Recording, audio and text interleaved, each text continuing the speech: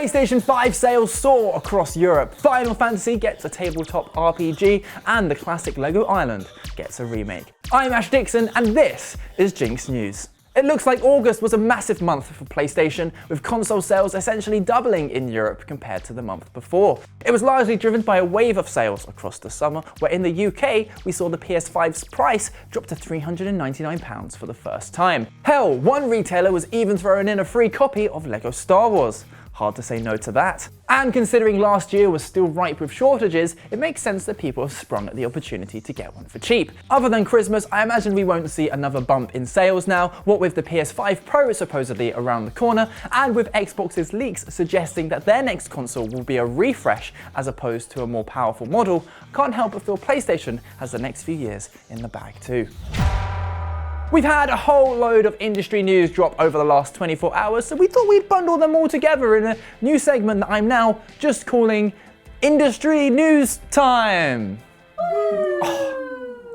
Wonderful. First up, Glenn Schofield, the co-creator of Dead Space, is stepping down from his CEO position at striking distance. The studio was founded only back in 2019, and there was a whole ton of hype around their debut game, The Callisto Protocol. It was promised to be the terrifying successor of Dead Space, but sadly it turned out to be incredibly average, and the sales reflected that. Schofield has now decided to pursue other opportunities. Meanwhile, studios owned by Embracer are continuing to be hit with layoffs. The Tomb Raider studio, Crystal Dynamics, was acquired last year, but has now let go 10 employees across brand marketing and IT. Meanwhile, Beamdog, the team behind MythForce, have announced 26 layoffs. They were also bought in 2022. And considering it was only a few weeks ago that they closed Saints Row creator Volition, and there's rumours they plan to sell Gearbox, it's certainly uncertain times for those under Embracer. Lastly, Need for Speed developer Criterion are shifting their focus to improving Battlefield 2042. Their most recent game, Need for Speed Unbound, launched last December to a pretty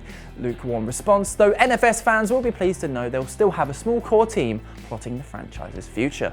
Oh, can you remember that game? And it had like the BMW M3, and it was like this silver car with like blue decals on it. And in my like 11-year-old brain, it was the coolest thing. It was just so cool. I was like, when I grew up, I want an M3. Didn't even know what it meant. I wanted it. Final Fantasy XIV is fast approaching its 10th birthday, and to celebrate, they're releasing their very own tabletop RPG. Based on the MMO, it will allow players to forge their own unique stories within the vast lands of Eorzea. A teaser website has been launched outlining some details, including pre-orders for the starter set. Setting you back $60, it comes with a beginner-friendly player book to help you learn the ropes, and a Game Master book with 3 ready-to-run pre-made scenarios. You'll also get 4 pre-made character sheets containing a warrior, white mage, dragoon, and black mage. A whole load of dice are included, 6 D20s and 10 D6s, which makes me curious what kind of system the game will run on. And to round it off, you'll get an encounter map, character tokens, and ability markers too. As a keen D&D player, one of my favourite things to do is set adventures in my favourite universes like Hyrule or Azeroth, so I imagine this is a dream announcement for a load of people. Are you excited? Maybe you'd love a tabletop RPG for another franchise? Let us know in the comments down below.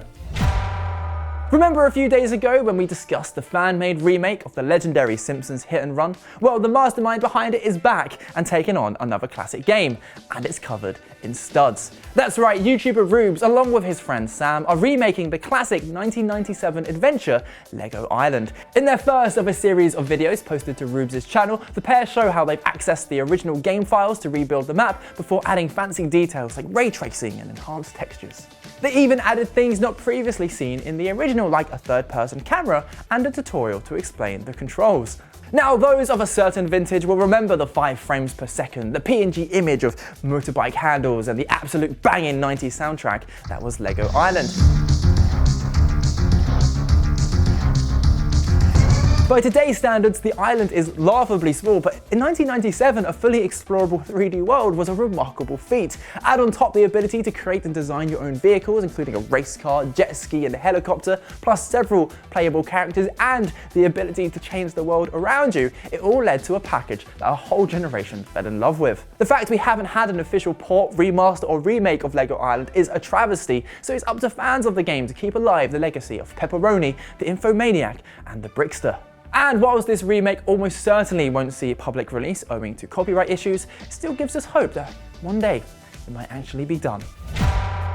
And that's the show. Thank you so much for watching and giving us a like and subscribe, because you totally did that, didn't you? Didn't you? See you tomorrow for more gaslighting gaming news and great garments.